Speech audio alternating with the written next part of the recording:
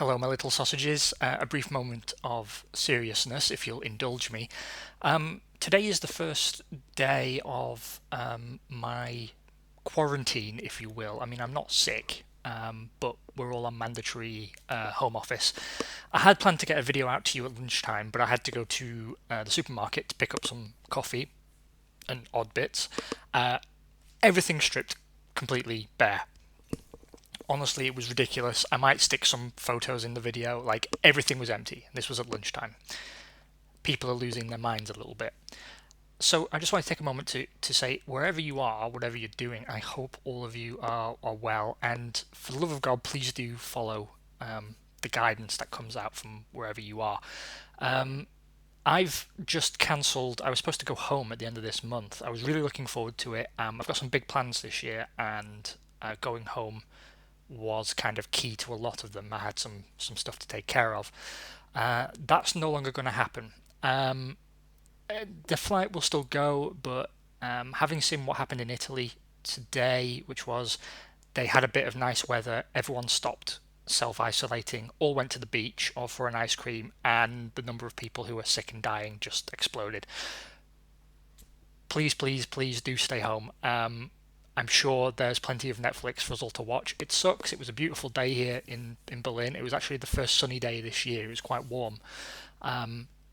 But do try and keep yourselves out of trouble, or else this will never end and I'll never get my holiday. And, while I'll still love you, there'll always be sort of a small burning resentment. Like, you were a stepchild that I never really took under my wing properly. Like, I buy you cereal, maybe I come to your ballet recital, but you'd feel like the love wasn't really there, and neither of us wants that. Um, we seem to be having a full-on lockdown going on now in Germany. They're starting to close restaurants forcibly and things like that. Um, so please stay safe. Don't panic buy anything you don't need. But make sure you are stocked up with the food that you do need. Take care of yourselves and your families and your friends. And I will do my best to bang out as much Grand Prix World as is humanly possible. Plus maybe some other stuff. We'll see what we can find. Okay, public service announcement over. Hi, I'm Archbishop Desmond Tutu, and welcome back to Tyrrell Time. I hope all of you have received the Lord's blessings this fine day. We've had a bit of an up and downer, haven't we? The first Grand Prix, complete disaster. Not good at all. Second Grand Prix, only half a fuck up. We qualified mediocrely, but certainly better than I was expecting. Then Shinji Nakano puts it on P1 come the flag, and suddenly things don't look so gloomy anymore. We're trying to keep hold of some of our staff. They seem determined to leave us because they suck. All the best people, all the best chief mechanics are being hoovered up. We may have to. We could take Cowlin Shaw. Let's see if he's willing to do the dance of lovers with us. Almost. I mean, he's getting expensive, but it's Formula One. Everything's expensive. Thank you all for taking the time to watch and spending your time in quarantine with me. I do appreciate each and every one of you, and I've been reading through your comments and so on. I completely agree with the frustration with Mugen Honda. Even by partner standards, they've been letting us down because they just don't seem to like us, and they don't give us fast improvements. They don't give us priority. They often don't give us a new power unit the whole season through. We've recovered the power unit to about as good as it's going to get. I mean, honestly, it's not. It's one of the worst power units, but I mean, it's not completely irredeemable. And the fact that the car handles so well means aside from the power circuits, I think we should be okay. It's incredibly difficult in this game to win a championship without works power. Particularly works power and works tyres. That's really what you need. Fuel less so, but I mean it all helps. But I kind of want to keep the integrity of the playthrough. I don't know. I don't know. Either way, we're locked into a 2-season deal, so it's all academic at this point. It'll be 2006 before we can break our way out of that particular paper bag. Now, it didn't go unnoticed that there was a much more favourable response than is normal for these episodes when I did the full qualifying and race. Now, when I first started doing this 11 billion years ago, things went the other way. I actually started out doing an episode for qualifying and, the in between racy stuff, and then an episode for the race. It had always been a challenge because the game does have a tendency to crash if I play it for like an hour at a time. So it's good to periodically save and reload. It's also an old machine because it has to be, and it doesn't have a lot of memory. I've just put in an SD card to expand the memory to allow me to record longer format. However, there was two schools of thought on how to record it. So at the time, the majority preferred the shorter format.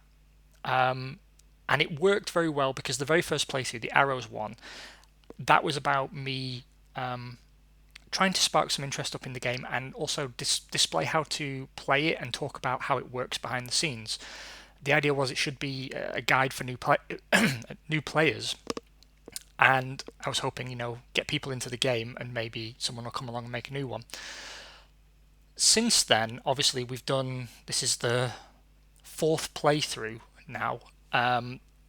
One other is still ongoing, the Sauber one, and then we did the driver development one for the best part of a season, but quickly that format failed to work because the game's not really about the drivers. It really isn't.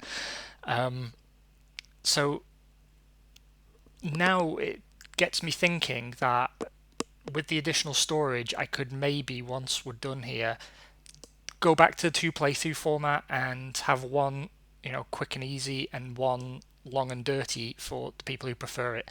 I don't really know how it goes. The problem with doing the long format is it makes it a lot harder to put out multiple episodes in a week, and people got kind of frustrated with the content not really coming out. We will see. I shall ponder on it upon the mountaintop.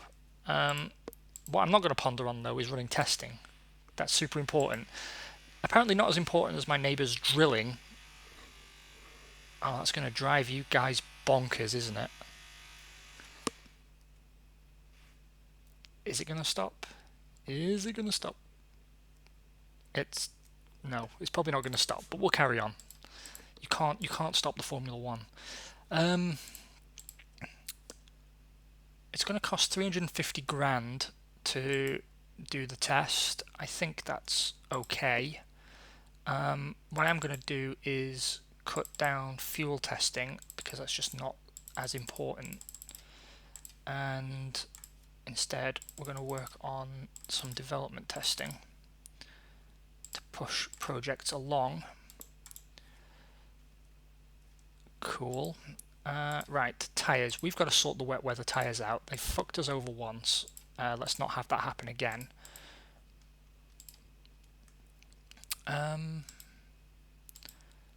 Yeah, we're going to have to do another version of those, I think. New fuel, and I'm building up points for the engine just in case we get a new spec later in the season. Now, I'm starting to worry about our money a little bit, so we will start cutting back on things. Guys, I'm just going to carry on through the drilling, and if it really drives you mad, then I apologise, and I'll read the comments and I'll know for next time, but I've been living here for like 10 years, and the drilling is just it's just all the time. I don't even know how there's wall left to drill, but there we go. Okay, everything's set up on the design front. That's pleasing. We need to spend these points. Also, this is the last flyaway race for a little bit, so that should actually help things. And we've got enough mechanics that despite our extensive testing, we can actually repair the cars. Pretty much all of the cars. Look at that. It's like a dream. We're still talking to a lot of cash sponsors. The main one I want is Petronas because it's a 2-season deal. We've also opted for a smaller contract with Blondes in terms of single year value to look at the long game and take the 50 million over 2 seasons rather than 29.5 or 31 for 1 season. which I definitely think is the right way to go. We may get pipped to the post for it, though, because Blondes are... Oh, no longer talking to anybody else. That's good. Bridgestone are talking to someone else, though, so we're probably not going to be the only Bridgestone team next year, which is kind of good news, as long as we don't lose out on a works deal. Otherwise, we're going to do a load of development for tyres that are going to mostly benefit somebody else. Okay, rant over. I think that about covers us. Again, I'm going to leave the guys pushing for the first 3 rounds. For Dario Loretti, I'm going to follow what the engineers suggest, plus always a bit of extra downforce. I'm going to play it a little differently with Shinji Nakano. Something more like this. We have even more hard type. No, those are worse. What is this nonsense? Ah, that's right. There's new soft tires. There are also new fuels and a new power unit. New power unit for everybody. New fuel for everybody. New soft tires for Dario Loretti. He'll be a happy boy. Hopefully he qualifies well. That's really what we want to get out of this. Have one car good qualifier, one good in the race. That way we cover all our bases. Second guessing myself now. There we go. Okay, welcome to Argentina. We are looking at a 19-degree temperature. That's quite a low air temperature actually for a South American Grand Prix. Very dry with a slack wind. That should help us actually get a little bit more power out of our engine, but it will also do the same to the others. I'm guessing we may suffer a little bit for it, but let's see. Not bad, actually, not bad at all. McLaren return to the top of the qualifying ladder, a 125.804 from Damon Hill. Mika Hakkinen in his resurgent Williams, P2, 125.894. Someone's drilling. Olivier Panis puts his arrows into P3, 125.967, just a gnat's penis ahead of John Fellows' McLaren. Loretti out-qualifying Shinji Nakano by the smallest fraction of a second, despite being on a softer compound tyre, but still, that's really good. I'm really happy with that qualifying. Toru Takagi is behind us by 1.5 tenths.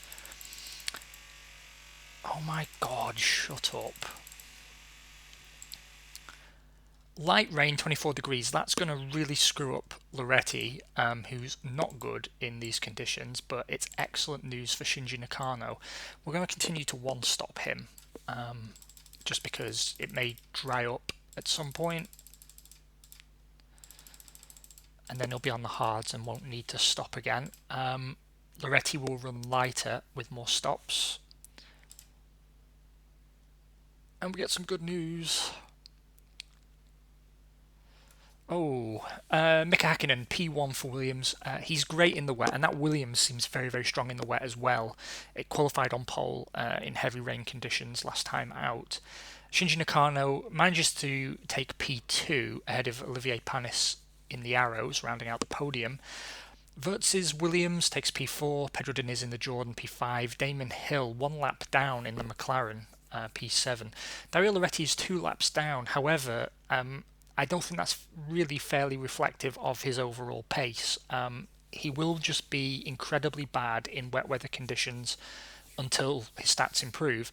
He's certainly a lap clear of the Ferrari of Johnny Newhouse, so yeah, I don't think we can really slap him too hard for that, and he's only 2 places outside the points. Shinji Nakano now 10 points behind Mika Hakkinen. Loretti yet to put points on the board. We are in P2 yet again. Perpetually P2 should be the name of the team, perhaps. We made very, very little money between Grand Prix, but now we are back in Europe, and that should help us. Let's sweeten the deal here. No, okay. I'm going to go after Cowlinshaw just to save a little bit of the cash. Everything else is fine though. Looking at progress, we are ready to move on to the modelling phase with the B-Spec car. We're also Our car is against the regulations. You suck, car. In terms of technology, we do have an upgrade to bring. We need to start working on reliability after this, but once everything's 4 or 5 for performance, I think that's a good place to be. We'll upgrade the technology. It'll be a lighter test program for this round, mostly to save cash. Thankfully, both cars made the finish, so we don't have any damage to worry about. It's just a case of extracting what we need out of testing. I'm going to stop engine testing and fuel testing. And I'm going to significantly reduce the amount of testing mileage that we do to maybe 120.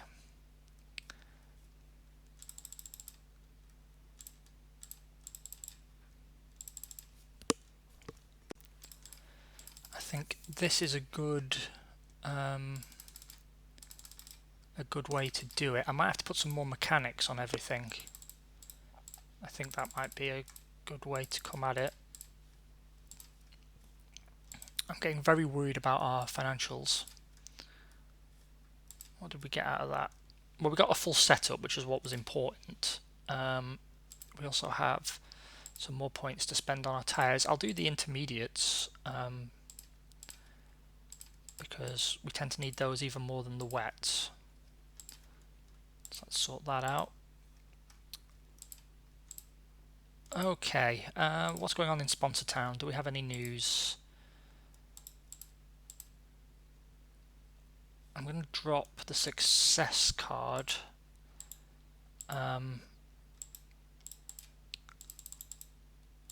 On Patronus, because we're close with the Blondes deal, we're close with the tyre deal. I'm going to drop Patronus here and take... Oh, we can't. Of course we can't. Then let's take PlayStation.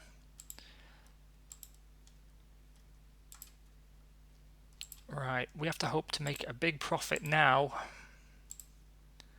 or we have to cancel testing for the rest of the season. Yeah, everything else looks good. Got to repair the cars though, must remember that.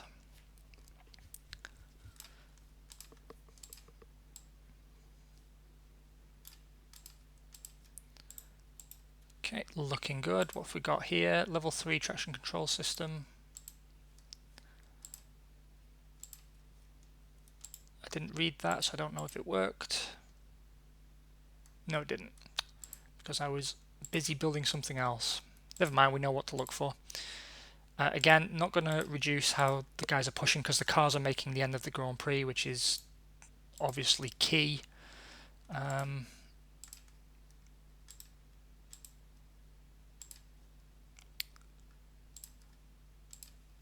For San Marino, I